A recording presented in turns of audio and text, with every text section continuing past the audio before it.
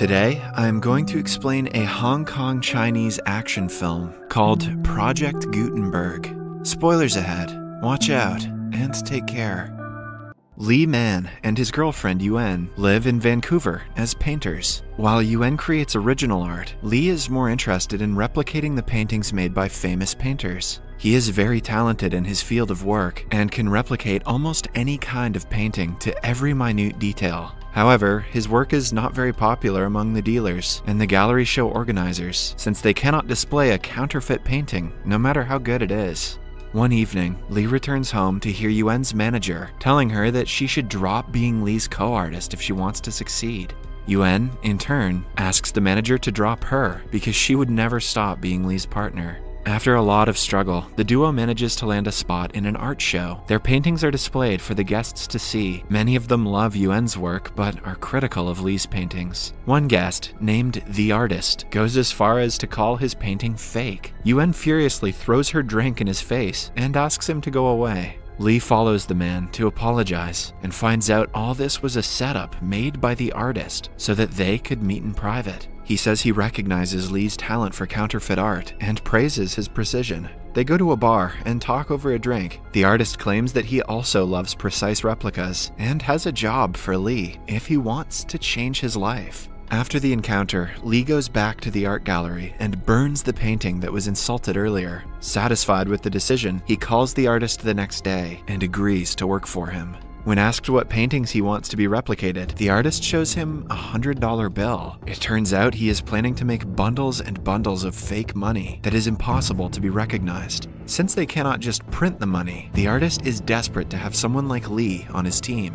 Initially, Lee refuses to do anything illegal, but upon realizing that he will be swimming in money, he takes the offer. He returns home that day and sees Yuan moving away from their home. She has decided to leave him after the stunt he pulled at the gallery that cost her a lot of money. In the following scene, Lee joins the artist and his team on a private plane that is flying to Thailand. Lee still plans to return to Canada and win Yuan over after making some money. The team consists of a printing plate specialist, Mr. Yam, a color theory expert, and two people in charge of security and sales. The new 1996 US $100 bill features the DMAXUS version of Franklin's portrait that is enlarged by 50%, which resulted in more details and lines. Even if they use the commercial printer with the highest resolution, the result will be of a different pattern and not precise at all. Moreover, there is a microprint on Franklin's collar on the bill that says the United States of America. A commercial printer would never be able to print with this precision. This is where Lee comes to play, because he can paint the bill better than the printers.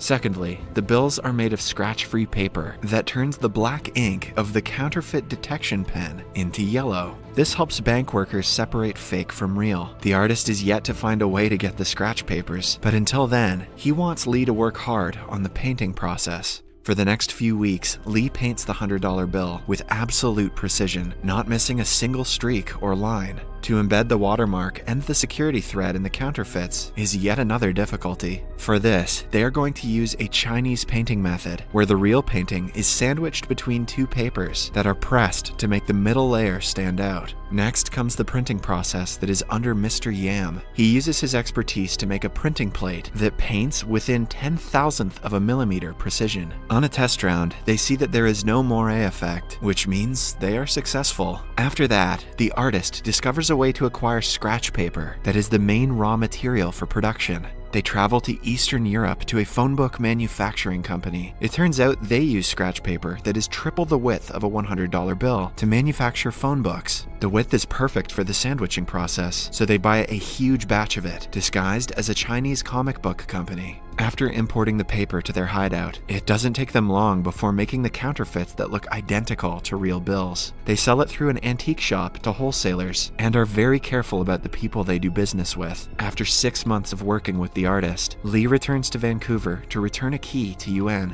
He refuses to meet her and decides to leave the key on her desk. The artist thinks he's a coward for giving up so easily, which causes an argument between the two. To prove his bravery, the artist brings out a gun and goes to a police car to conduct a robbery out of nowhere. That's not bravery, that's idiocy. Lee has to reluctantly help him in it, but he cannot shoot anyone out of fear. By the end of the impromptu robbery, all the policemen are dead, and Lee is left shocked. He finally realizes his boss is not a sane person. Moreover, he only signed up to paint, not to kill people. Then, we are introduced to a counterfeit bill expert in the police named Wing. He is called to Hong Kong from Canada because the police have gotten a hint of a sudden rise in fake dollar bills all around the world. Wing meets the head of Hong Kong police, Inspector Ho. They go on an undercover mission and pose as customers who are willing to buy fake money. After several meetings with a lot of brokers, they are allowed to meet the artist at a boat party. However, their hopes to catch the culprit are crushed when they find out the painter sent his brokers in his place. They test Wing in several ways and figure out that he is not a threat. One afternoon, Lee approaches the artist and claims that he doesn't want to be on the team anymore. Still, he promises to find a new way for them to keep their business going before his departure. The artist allows him to do whatever he wants without a fuss. In the following montage, we see the team traveling the world and selling their money at an international level. The profits are insane, and so is the demand for their goods. Then, they get the highest bid from the Thai crime boss, the General. He calls the artist and his team to his hideout for a business meeting, but it turns out that the General killed the artist's father long ago. Hence, the artist is here not for business, but to kill the General. He asks Lee to trigger the explosives in his jacket, but a cowardly Lee refuses. Seconds later, a car explodes and a shootout ensues. Everyone from the General's team is killed, except for their counterfeit money expert named Sarah. She is about to die after catching on fire, but is saved by Lee. After the group departs, she is taken care of and invited to the team because of her expertise. Lee takes care of her, and the two develop a friendship.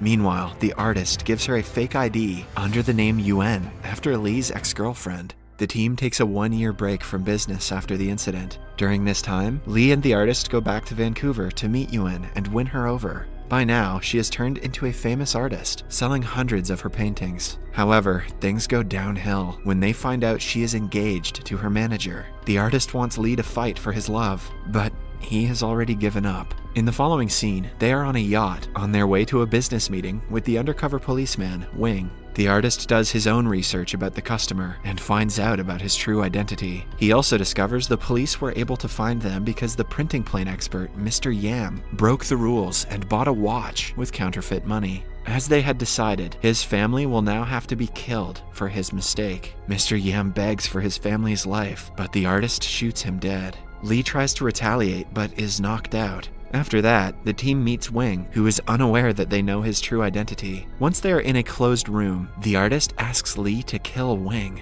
but he refuses. In the end, he has to do the job himself. To make Lee get over his fear of killing, the artist has kidnapped Yuan and her fiancé. He hands Lee a gun and asks him to kill them, since it will be easier for him to kill people he hates. However, Lee refuses yet again. In a fit of rage, the artist kills Yuan's fiancé himself, while Lee saves Yuan. Sarah knows that Lee will also be killed after this. She remembers that he saved her life long ago and attacks the rest of the team. In the ensuing shootout, all the members die, and Lee finally kills the artist. Sarah makes him let go of Yuan and brings him to a resort that the artist had bought for them. They find out he is still alive because the police never recovered his body. One day, Lee discovers that Yuan is about to organize a memorial for her late fiancé. He suspects the artist will be there to kill her to get to him. Despite Sarah begging him not to go, he does it anyway. However, on the way, he accidentally uses the counterfeit money and is apprehended by the police. He is then taken to Hong Kong under Inspector Ho's custody and interrogated.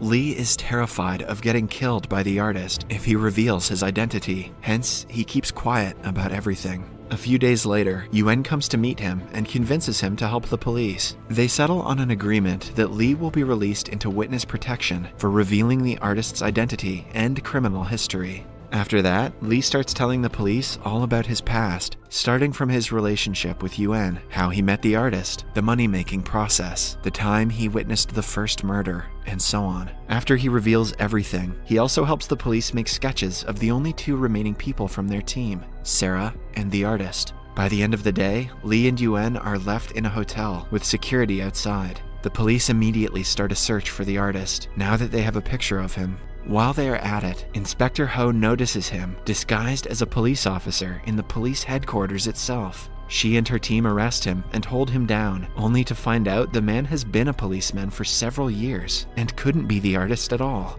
This is especially strange because he was the one playing the role of the artist from the very beginning. It is then revealed that the policeman was the guy who helped Ho to bring Lee from Thailand to Hong Kong. Lee had seen his face on the route and remembered it. A flashback shows us that Lee and the artist are the same person. Lee created the artist in his mind to escape the reality that he is a horrible person. Every time he was fearful of the crimes the artist was committing, Lee was the one committing them. He was also the one who killed Mr. Yam and his family for buying a watch. In the last shootout that killed most of his team, he was the one who killed Yuen's fiancée, and the shootout was caused due to a conflict among them.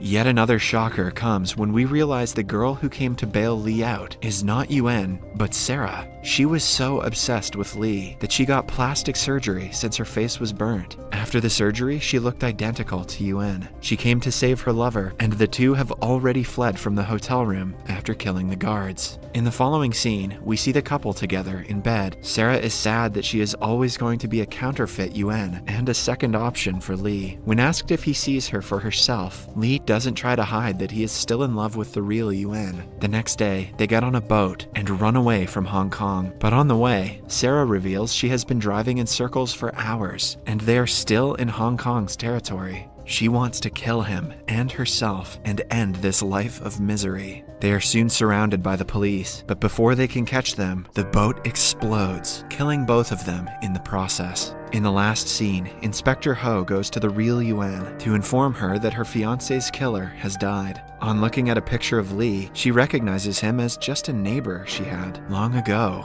It turns out Lee even fantasized his entire relationship with Yuen, and they were never together.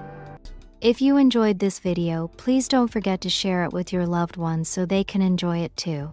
Your support really means a lot to us.